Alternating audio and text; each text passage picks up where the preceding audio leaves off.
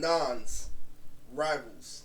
So rivalry is a big thing in my manga, and rivalry is a great thing to have in life because you need somebody who is on the same wavelength, who literally pushes you past your limits. That literally is the reason why shonen manga is so entertaining, so impactful for people's personal lives, for people's way of thinking, for people's mode of operation. So I love rivals, and so the biggest thing in my comic book, as far as rivals, has to be the power struggle between the two main characters. So, shonen is a trope where you always have two main characters and they're always rivals. So let me go into this little detail. So many to choose from. I don't know which one to break down first. So the first one I want to break down is, let's go all the way back in the prelogue. So there was a team that was created before Nonz was made, and it had Kazik Dachihiro. Kazik had a partner named Rogata Murioto, and he had Madison, who is evil now but was good back in the past. We had Zofio, who is a spider user, who literally is a manipulator, who literally is a top class scientist and intelligence user of Nonz. And there's the fifth one, Mistaku. So it all comes down to that. So Mistaku has a team, and his team captain is rivals with the son of Rogata Murioto's brains of his group, Morihiro. So let's go into Rogata versus Kazik. So Rogata Murioto is the father of the main character, Gabaya Murioto, and he gave birth to Jit Murioto, Babila Murioto, and Demo Murioto. So they all have three different things that literally are different. Demo Murioto, like literally can, control mood venom. Spoiler alert, but there's a twist to that. And Babylon, I thought back in high school, what's his power gonna be? So I was thinking about like mood dominoes. So like freaking like that is the thing. That's nothing to do with rivals, but I have to literally state that that's what's different. So Jit can summon, mood lightning, mood fire, and Jit is really, really powerful. So that's literally the thing that what the Muriotos do. What makes Rogata stronger than them is not only his fighting experience, but his power capacity. So they can do all that shit, but Rogata can summon a mood tank.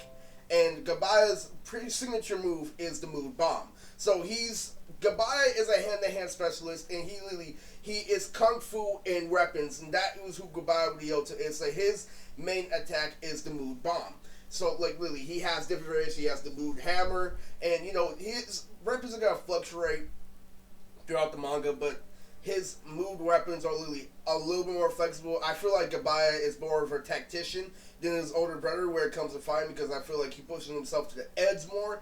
And you'll see a little bit why, like, Gabaya, in my opinion, is a better fighter than Jit. But that's just a separate opinion for Rio. So let's go into Kazik Dachihiro's power. Kazik is the sensei of Gabaya. So it's kind of funny that he's the rival of Gabaya's dad. So Rogata Murioto. So Rogata is based off Bardock from Dragon Ball Z. He was there, like, if Bardock was a regular, that's who Rogata is, and that's the dad of Gabaya. And, Rogata is really, really, really strong, and he's the arch rival of Zofio. Zofio and Rogata hate each other because Zofio is just a snaky bastard, and he always gets the best for Rogata. And Kazik is Rogata's true rival because they had the same grades and everything, but they're completely different. Rogata is a rugged boxing style, just literally in your face, always smoking a cigarette, always literally, mood knuckles. He's always uptight and personal. Kazik is like fun-loving. He makes jokes from time to time, because Kazik is really, calm, cool, and collect. He's based off Kakashi from Naruto, so he's always calm, cool, and collect, but he's always smoking. So he's a white guy with dreads, kind of like a Native American, that smokes cigarettes and literally deals with Gabaya shit all day. It's really, really, really funny. His dynamic and how calm, cool, and collect he is. Well, Nonz is very assorted, goofy group, and that's why he is such a good sensei for Nonz. So what his power is, he can control anything natural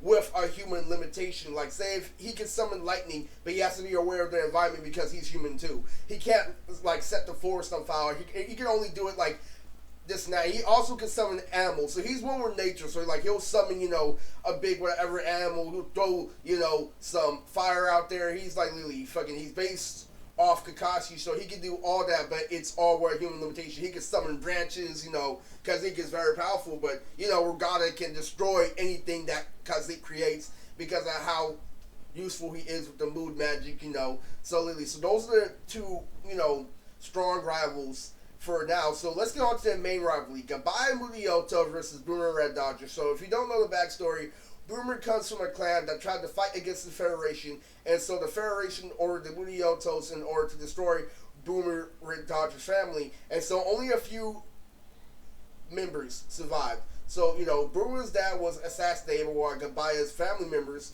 and so Boomer's dad's name was Lucas, and so Lucas and the Red Dodger family have the power to control stars. So, Boomer literally has a star that explodes, and that's his power. All stars explode, so Baya literally is a hand-to-hand combat user. He has to throw boo projectiles down there, but he's mostly down to earth for taijutsu, and Boomer rides on a star. So Boomer literally is Gabaya's arch rival because he's faster than Gabaya, he's smarter than Gabaya, he's smoother than Gabaya in terms of everything, but what makes Gabaya, stronger is him as a person. He and Boomer have the biggest dynamic, in Nonz, so Boomer has his catchphrase that he calls Gabaya, and every single time he addresses him, he's like, I can't stand you, Mudioto.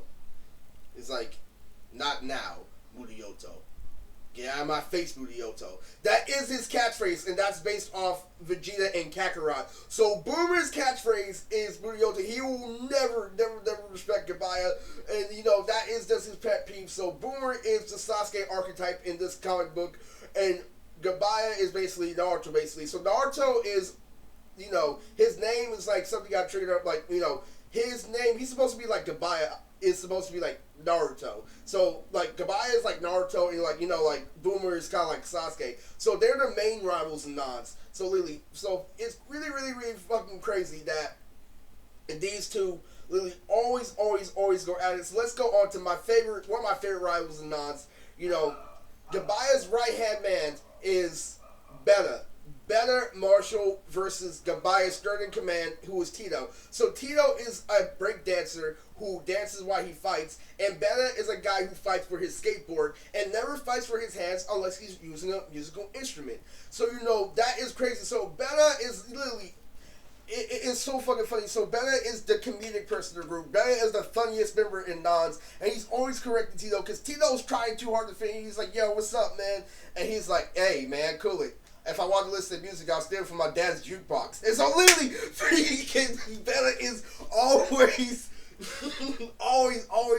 always mocking Tito, literally. This is not because Beta despises rap and Tito despises rock. So they are arch rivals, so literally, they always fight 24/7.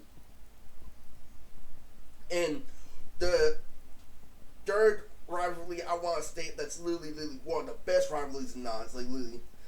As far as the kids, as far as zip duration. So what's the age back in now? So Gabaya starts off at 13, and literally they all start off at 13, just like the Konoha level. That's what it's based off of. So all their voices are kind of like, they're mature, but they're still high pitched, and so it's really crazy. But like how it comes out when you think about their voices and like how mature they are, but how young they are. It's really a crazy concept. So let's get on to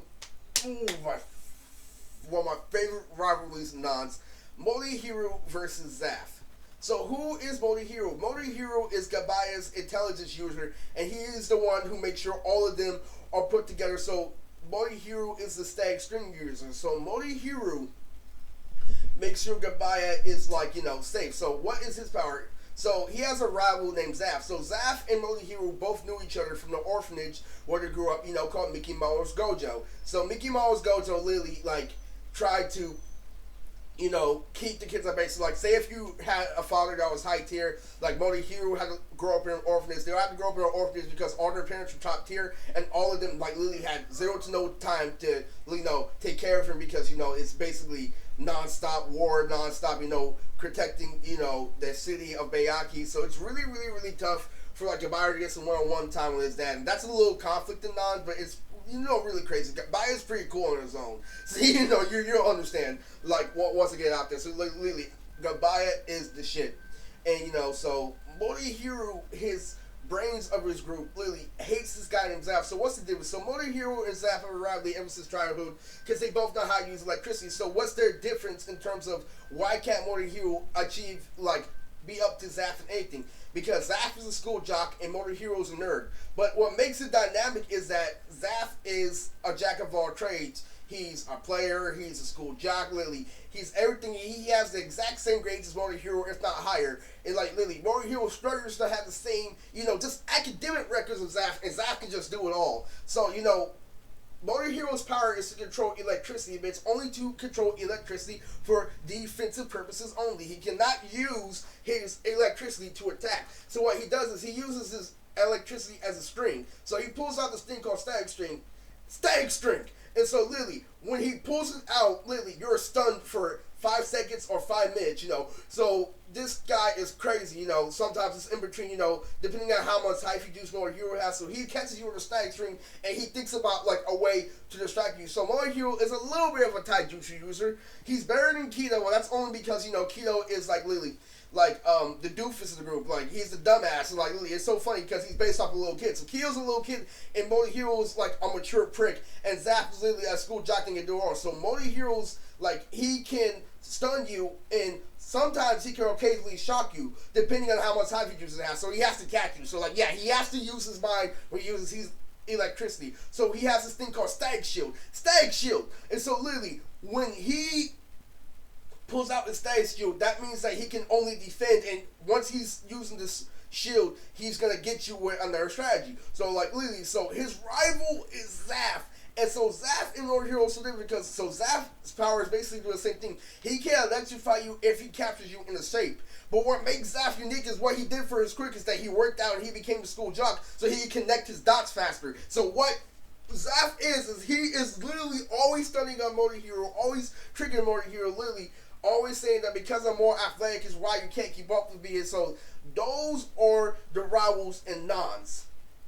Now there are other, like, more rivals, like, the Dance Ball, but that always comes out every single time. Like, that's just the main, cast rivals in Nonz. So this is Nonz Rivals.